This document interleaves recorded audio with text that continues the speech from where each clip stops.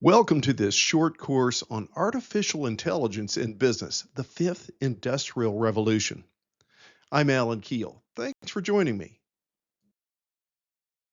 We'll begin the course by getting a basic understanding of artificial intelligence in the business context.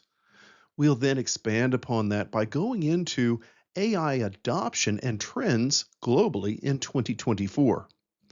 We'll then look at how to benefit from and leverage AI in an organization. We'll then get more specific examples of how organizations are benefiting from integrating AI in various industry sectors. We'll then move on to managing AI risk, AI accountability, safety, and risk. We'll then learn more about how we can leverage existing, newly emerging standardized frameworks to plan, integrate, manage, and improve AI in business. And then finally, we'll go into late breaking, newly emerging AI legislation and regulation that governs how AI can be used in business. Well, we've learned what AI is, a bit about how it works, where it's been, where it's going. Let's talk about how AI is actually integrated into your organization, how AI will change the way that you will conduct your business. Let's look at introducing AI into your organization. Now, I've had customers that have told us, yeah, we're thinking about getting into AI and seeing what to do with that. Probably late 2025, maybe Q1 2026. Yeah, when AI matures.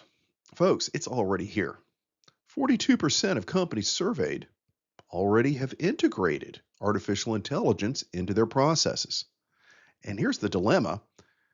That means that probably 58% of the companies that haven't have it, it's already been implemented through systems and software updates by their software vendors and suppliers, and they just don't even know it. 59% of companies surveyed have accelerated the introduction of artificial intelligence within the past 24 months, which only makes sense given how recent the development acceleration is. 32% of companies surveyed have a holistic AI strategy in place that regulates the use of AI throughout the company, making the most of what AI can bring in terms of competitive advantage, in terms of efficiencies, but also managing the risk of AI. We've talked about some of this, the risk of potential breach of privacy, the potential breach of protecting personally identifiable information, PII.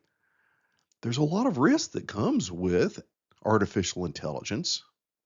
The bias that might have crept into our hiring process due to taking advantage of AI, vetting our initial screening of applications, and doing so with bias that we weren't aware of.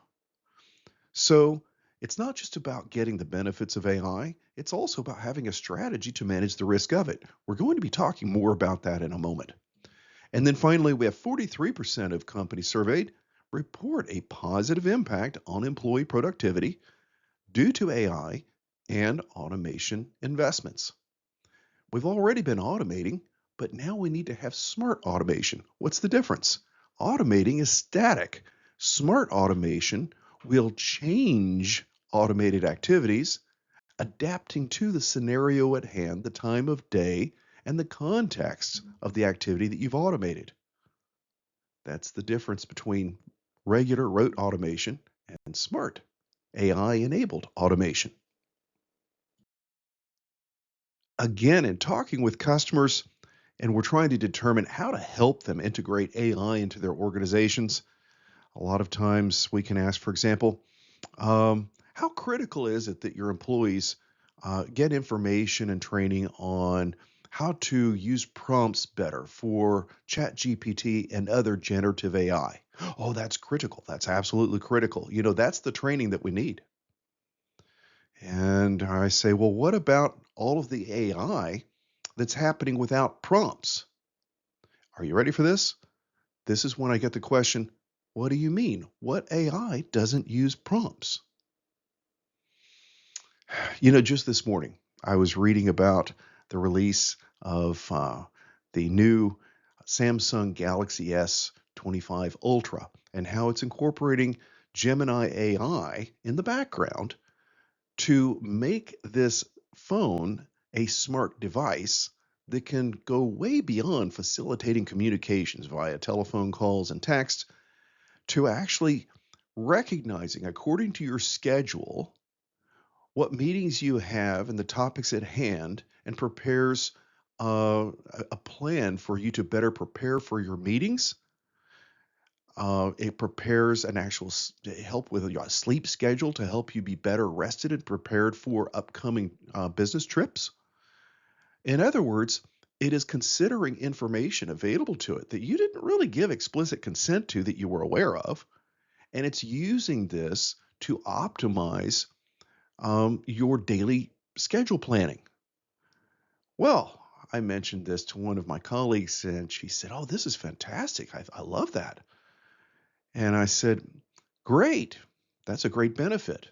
So how important is it that you learn, prompts better for that?" She said, "Oh, that's critical." And I said, "It doesn't use prompts." I want to shake these people by their collars and point out the majority of AI that's in your business doesn't use prompts. It's already integrated into your software. It's running right now. It's helping with our accounting, our sales, our marketing, our HR management, quality management, supply chain management, and business processes. And perhaps we could help it to work better. Perhaps there are features that we can enable that will allow it to do an even better job. Or perhaps, you know, it turns out, I just thought about it. If Gemini is already considering a lot of information about me on the phone as to what it recommends that I do for future activities, that means it's accessing a lot of information. And I wonder, well, who else is it sharing that with? And people say, well, of course, nobody. Oh, really?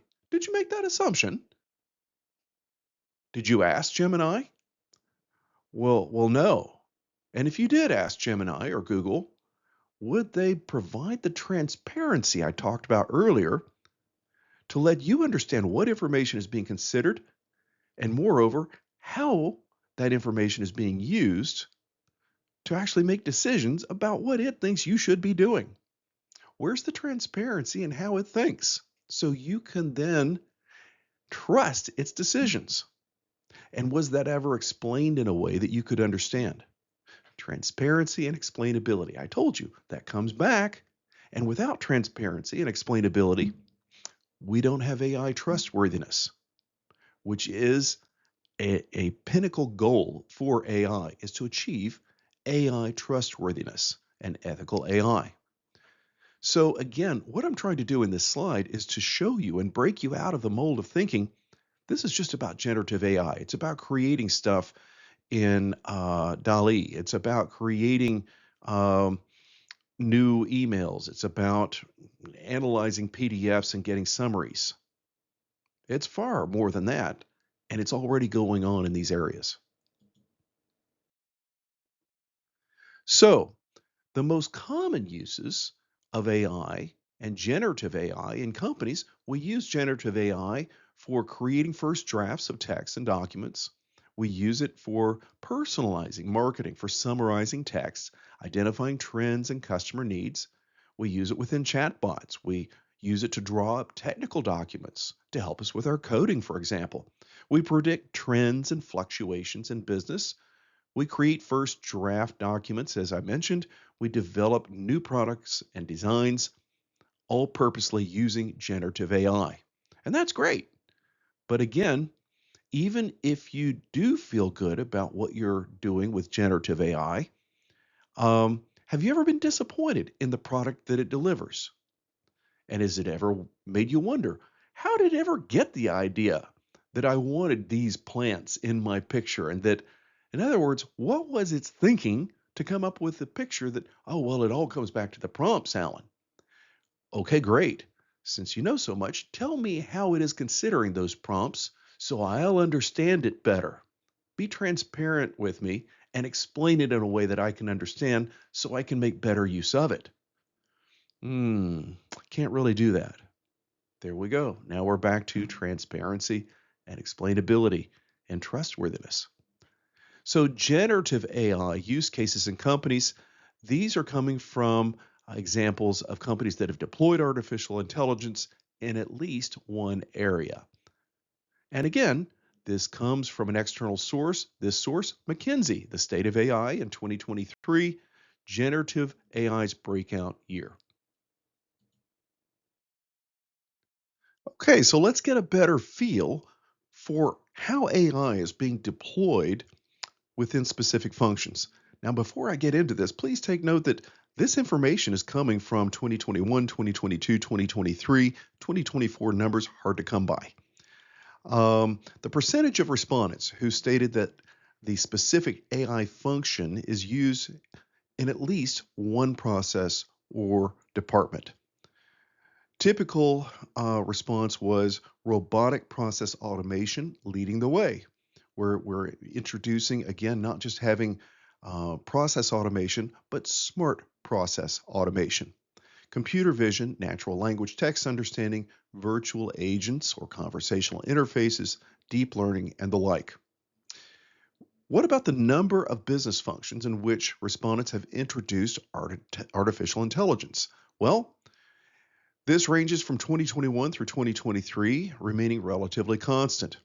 However, introducing into 5 or more functions, we've had a significant drop since we first started considering AI in 2021. Counterintuitive.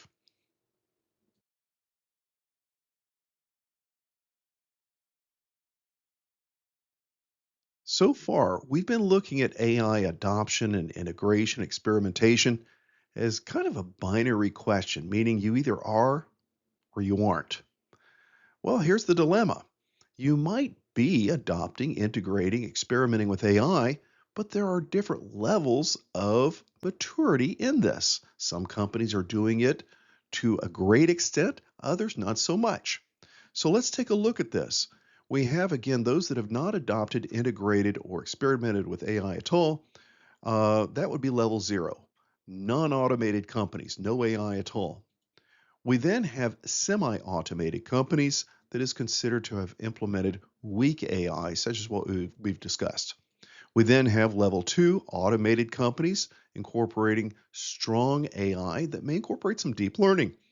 And then we finally have level 3, super intelligent companies that are using AI to fully emulate and attempt to imitate human decision making and human interaction. In addition to our prerequisites for planning and integrating AI, we need to also anticipate what kinds of challenges and risks that we may encounter when adopting AI. What could cause adoption and usage of artificial intelligence to fail?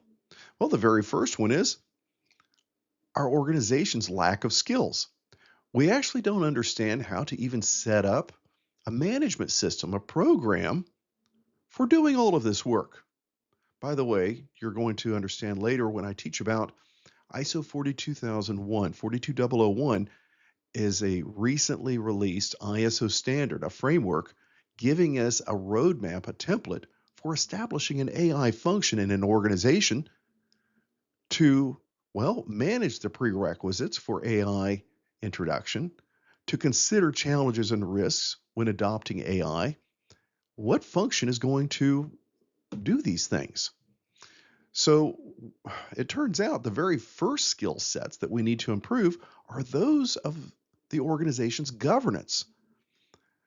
The people who make decisions about how the organization is going to be structured and run, its overall strategic goals, to even want AI is an executive governance decision to begin with.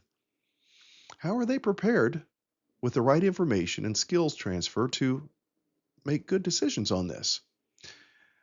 This is the kind of training that I'm providing now that helps with that. But of course, like I said, more in-depth training is going to be in understanding how we can leverage ISO 42001 AI management systems to establish an AI function in an organization, understanding how we can use AI risk frameworks to manage the risks that automatically accompany the benefits of AI. So, all of this is competence and skills that need to be established and validated before we ever begin actually attempting to integrate AI. We also have to consider the potential high cost of AI, the cost associated with AI, and the preparation it requires may be too high. Inadequate tools and platform using AI is challenging without the necessary tools or platform in which to develop models. We'll look at this.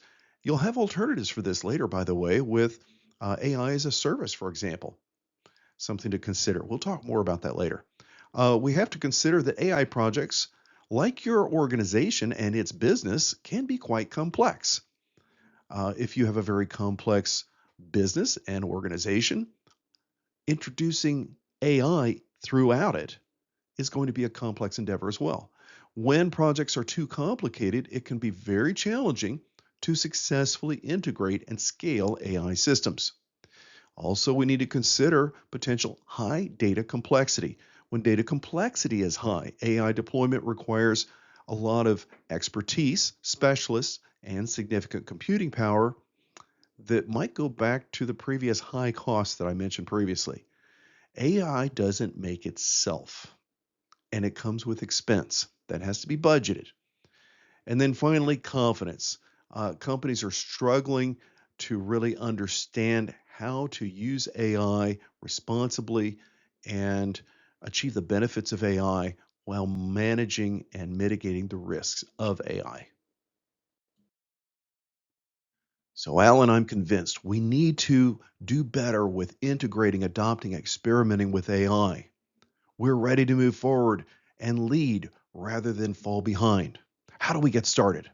Well, let's look at some of the prerequisites for introducing AI integration and utilization. In other words, this is kind of like project planning, figuring out what we need to have in place to even be able to start planning and considering implementing, integrating AI. The very first step is to better prepare and involve your existing employees. The dilemma is they may not know what they need to know to really be able to help you in integrating AI. It's the blind leading the blind, as we say. So we have to understand weaknesses in the process. Using AI can improve processes. Problematic processes then need to be identified. In other words, you can't fix what you haven't identified as broken. So we need to identify what processes could be improved by introducing artificial intelligence. We need a solid infrastructure, a platform to work from. AI applications need reliable data exchange and a high performance infrastructure. We may not have that in place. We're getting things lined up to be able to do AI. This is one of the prerequisites we need to consider. The volume of data is going to increase significantly. For AI to work autonomously, it requires a large amount of available data to learn from. After all, if it's going to make decisions like a person, it needs to get information first, the knowledge, before it can practice cognitive thinking to process that knowledge and produce actionable decisions. So, we also have to be concerned about the quality of information it's considering. Data cleaning. High quality data helps AI applications make better decisions and perform tasks better as well. It only makes sense. Linking our data and processes. Data should align with our processes to ensure that AI is not taught incorrectly. And also be considering, again, risk at hand. We want to make sure that AI has all of the information and data that it needs, but not more. It's the principle of least privilege. It's information security, cybersecurity. We also have to consider our employee involvement. Employees need to be familiarized with AI and their new tasks well in advance. They need to be trained on how to work with AI in advance. These are considerations ahead of ever even planning and getting started with integrating AI into the organization. As we've seen, the first step towards planning, developing, and integrating AI is to establish AI competence, especially with the very people who make decisions on even adopting and implementing AI to begin with. We'll need to get advanced training on traditional IT as well as operations technology and on the use of intelligent machines. We'll need perhaps to get some process consulting. We'll need training perhaps on how to improve our particular business processes through AI. We'll also need to consider our platforms and data management. Employees will need new expertise in big data and cloud technology. Algorithms, our technicians need to become skilled in developing AI algorithms if we are in any way going to be able to customize our AI to our particular business needs and our particular business processes. And then finally, leadership and competencies. And perhaps this is where it should have all began. Changes in the division of labor between humans and machines is going to be a big cultural change in your organization, all the way from the leadership down. AI systems are essentially going to be new colleagues. And by the way, you've already hired some of these new colleagues that came into your systems and software through updates, and you didn't even get the chance to interview them. You don't even know if you should trust them, but they're already on the job. Think about that. So, going into more specifics, what about that leadership and competency development throughout the organization? Understand that intelligent machines will take care of a lot of our rote administrative tasks. There will be changes then in the division of labor between humans and machines. Don't you think that it would be good to plan that change? That's going to be a huge cultural change within the organization itself. Employees will need to develop problem solving skills and learn how to formulate questions in a way that machines can understand. Examples of how to better support our employees in using AI to increase productivity in the organization. They'll need to learn about how AI can, um, well, automate repetitive tasks that will reduce employee workload, leaving employees to do what employees are needed for rather than what we can use AI for. We need to also consider potential error reduction in areas that are challenging and laborious. The nice thing about AI is AI will be consistent in how it works if we train it properly and will be less prone to human error. We'll potentially have higher product quality through better error prevention because AI is going to be very diligent and on the job to the same level at all times, so long as it's been trained to do the job properly, of course. We also have opportunities for new workforce that are specializing in AI to make all of these wonderful things happen. We will also need to consider personalized solution for employees as we migrate into AI. Again, we're going to have traditional workforce that is now not going to be the model moving forward. How will we help those people transition? We need to consider support designed to facilitate more efficient work. You know, oftentimes I know that with SAP implementations, for example, and SAP systems, I venture to say that probably most that have any experience there would agree with me. The first question you typically hear after trying to develop, implement, and establish SAP is, okay, so this is how I used to do it. How do I do that with SAP now? And you have to explain, yeah, SAP doesn't do that. Oh, well then, but how do I use it to do what I used to do? You aren't going to do what you used to do. It turns out that was an inefficient process. And SAP doesn't want to automate inefficient processes. Instead, it has an efficient process that you need to learn, and it's automated that. Oh, so at any rate, how do I do what I used to do?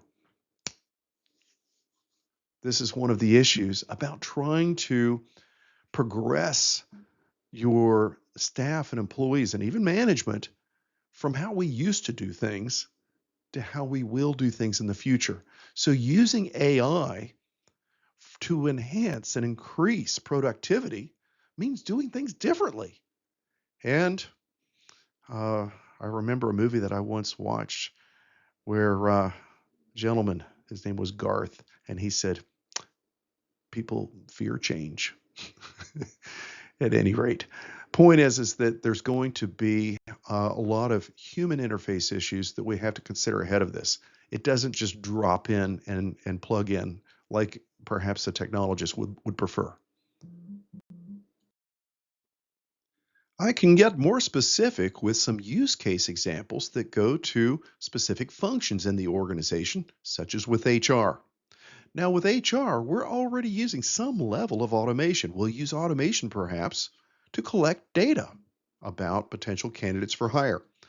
We can also then automate the analysis of that data to some extent, and we're already sensitive to the fact that that automation can introduce errors. We can automate it to the point to where we end up considering some candidates based upon keyword searches and things of this nature that don't necessarily really map to what we need to accomplish. But then we can also end up inadvertently screening out excellent candidates because they didn't meet our screening rules. Okay, well, then from the information that we've collected and that we've done some preliminary analysis on, at some point, then we need to take that information, consider it, and draw some insights from it. And this is where AI can help. Many companies already collect and analyze data using automation, but concrete insights and knowledge are still gathered by humans. So this again is a potential that we could identify for introducing AI to improve efficiency and quality of process. There is the potential for decisions made during applicant selection to not only be slow, but biased. Artificial intelligence can automatically generate these insights and findings, avoiding these issues mentioned, and provide a better basis for decision making. So, this is where AI could either fully or partially replace humans in this analysis and insight development. This is where, for example, we could use AI to help us make better decisions about our candidates for hire. So I think you'd agree it was nice to take a hands-on look at how AI could be integrated into a typical HR process of screening and hiring new candidates. And that's pretty well applicable to, well, all organizations. After all, we hire and we have to go through this process. Let's go ahead and take a look at some industry sector use case examples of how we can use AI to improve our business, to make us more competitive, to reduce costs in various industry sectors. We'll begin by looking at integrating AI into the healthcare sector. Now, even though it's healthcare and you may not be in the healthcare sector, understand a lot of what I'm going to show you could be adapted to your particular industry sector as well. So let's take a look in the healthcare sector. We could use a machine learning program to remotely analyze patients' health via a mobile device, comparing it to medical records and warning of potential diseases. This is already being used in doctors' offices today, obviously, and it improves quality of care through AI. We also have AI that could use image recognition during an examination, for example, comparing the collected data with specific disease patterns, flagging conspicuous areas on x rays and CT scans. And again, it will augment a physician, complement a physician, helping them not miss symptoms, helping them to do a better job of being a better physician. But they're still the physician with the assistance of AI, not being replaced by AI. We have autonomous diagnostic services that could perform simple medical tests without human assistance, leaving valuable resource in our physicians and nurses and nurse practitioners to do what AI cannot. That relieves the doctors and nurses of routine activities. It can also help and assist by predicting patient behavior, the likelihood of illnesses that are not yet present. AI algorithms can optimize hospital processes, staff schedules, inventories, reducing costs, increasing quality of care. AI tools could also be used to analyze environmental factors and patients' medical backgrounds to recommend preventive care programs. Virtual consultants register patients, recommending suitable doctors, reducing wait time. Again, performing a type of triage, if you will. We have AI personalized treatment programs that improve treatment efficiency by tailoring the treatment to the patient's particular medical needs and conditions.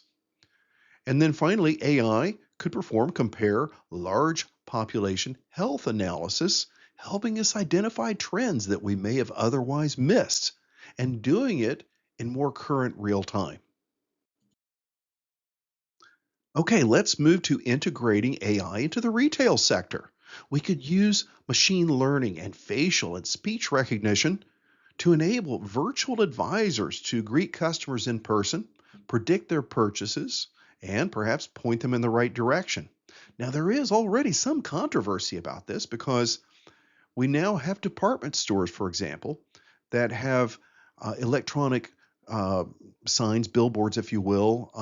They're integrated throughout the store that, through the use of facial recognition, are actually tracking customers as they move through the store. So if you've already perhaps picked up a shirt or a blouse that you want to purchase, even prior to buying it, on the way to the register through another department, you might get an advertisement for an accessory that goes with that particular blouse or shirt.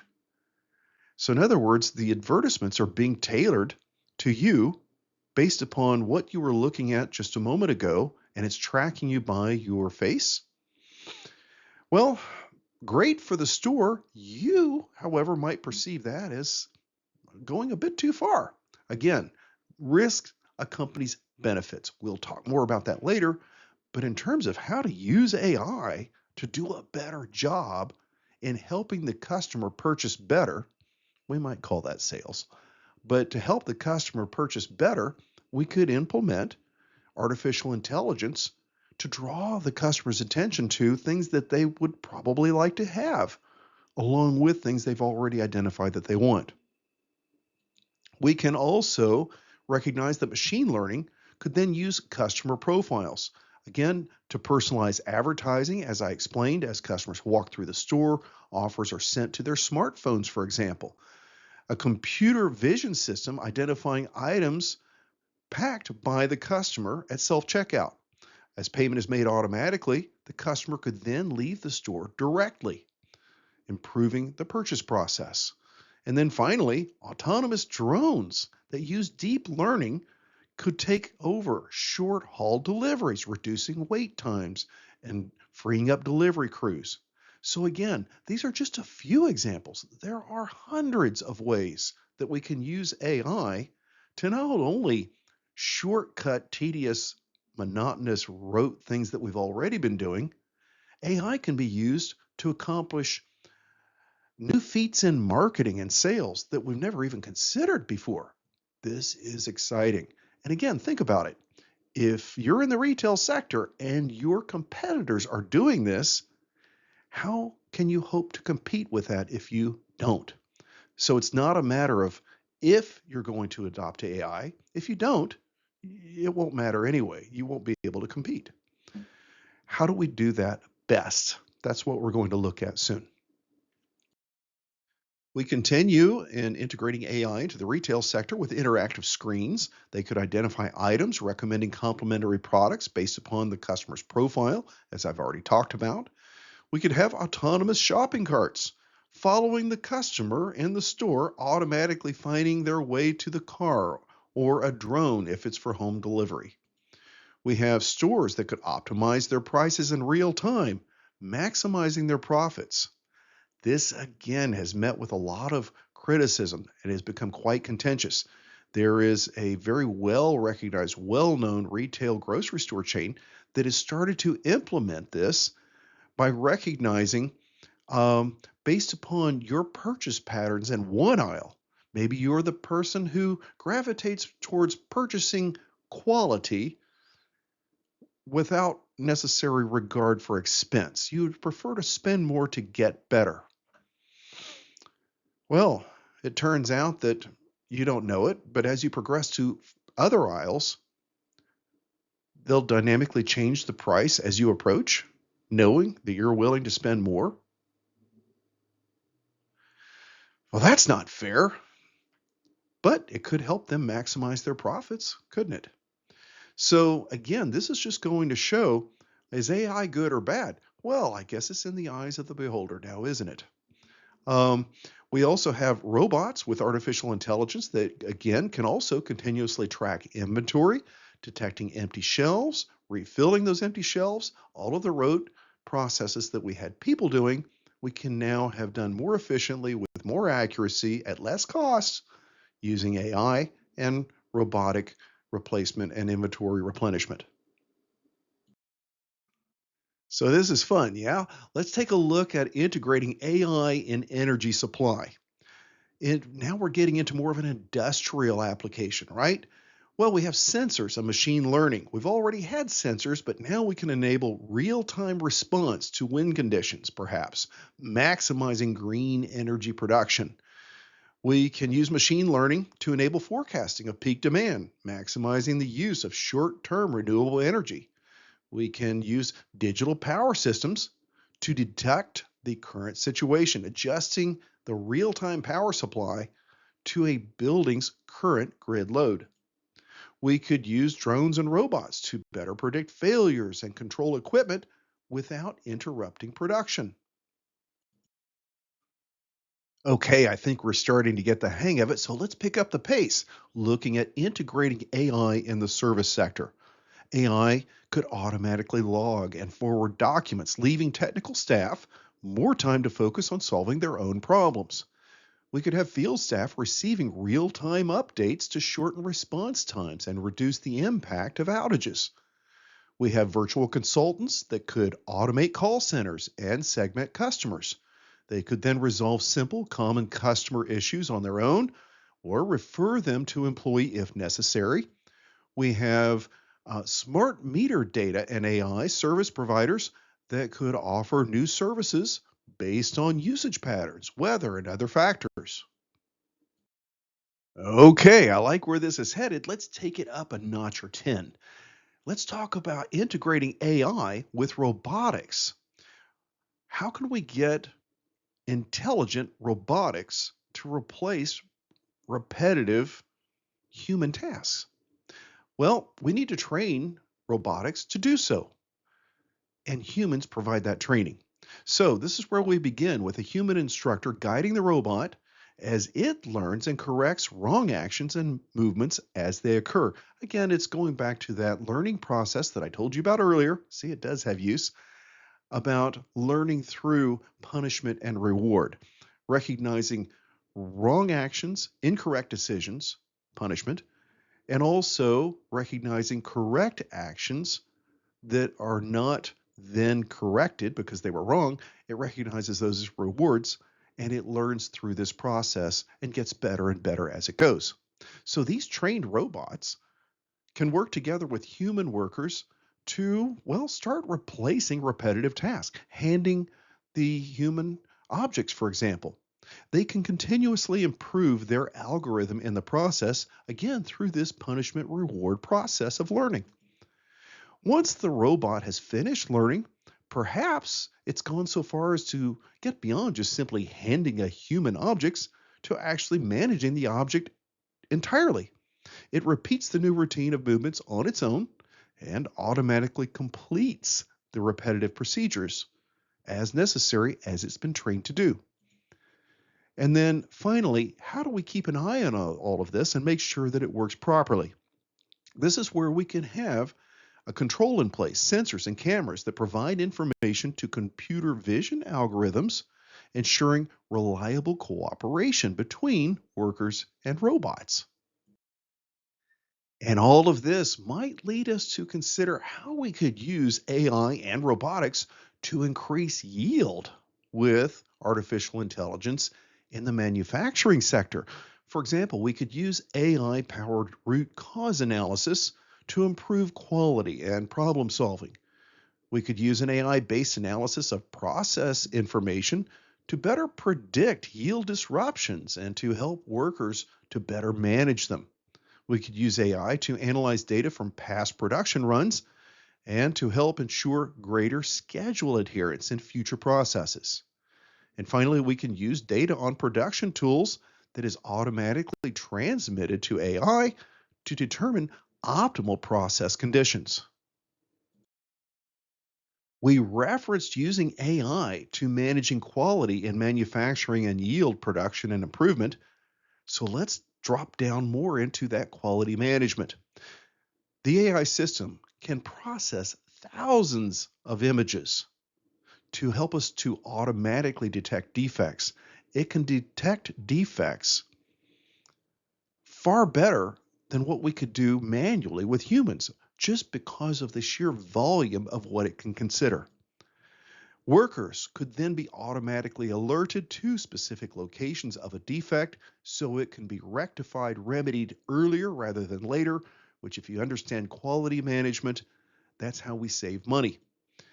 And then finally, we could also have a list of the most common errors that could be created by analyzing past errors in production. And again, we can have numerous cameras to take pictures that they intend to send AI machines for further analysis for further improvements and predictions. Continuing in quality management, we can have sensors that could detect sounds or vibrations, sending the data to the AI system for processing. We have maintenance workers who could receive automatic suggestions for anticipated maintenance and scheduling. Machine learning algorithms can help us to accurately predict the maintenance needs of machine parts and to better describe what needs to be done. And then finally, this predictive maintenance significantly reduces machine downtime caused by maintenance work.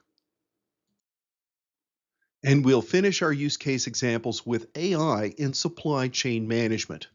AI can combine relevant internal and external data for highly accurate demand forecasting. We also have material flows and volumes that are automatically adjusted based on real time data such as weather conditions. Artificial intelligence is transforming the traditional supply chain into a full delivery network with a digital core. And all of this will provide for more accurate forecasting, allowing for lower inventory levels, which reduces costs both with acquisition as well as storage and insurance throughout the supply chain, which means drastically reducing potential costs of product. This is fantastic. Now, one last parting question before we leave our use case examples. We have covered 11 slides of 44 use case examples. At what point did I ever mention using ChatGPT or generative AI? At what point did I mention understanding prompts better? I didn't. I only wanted to call this out because I keep facing it over and over again with business customers who still think that AI is ChatGPT, that think integrating AI into business is using ChatGPT to help us construct documents and do other generative AI tasks. It is, yes, but look at what we've just covered over these 44 use case examples. It makes the other pale by comparison in terms of value. This is the magic of integrating AI into business. And this is why your organization can come out on top with it or disappear without it. It's as easy as that.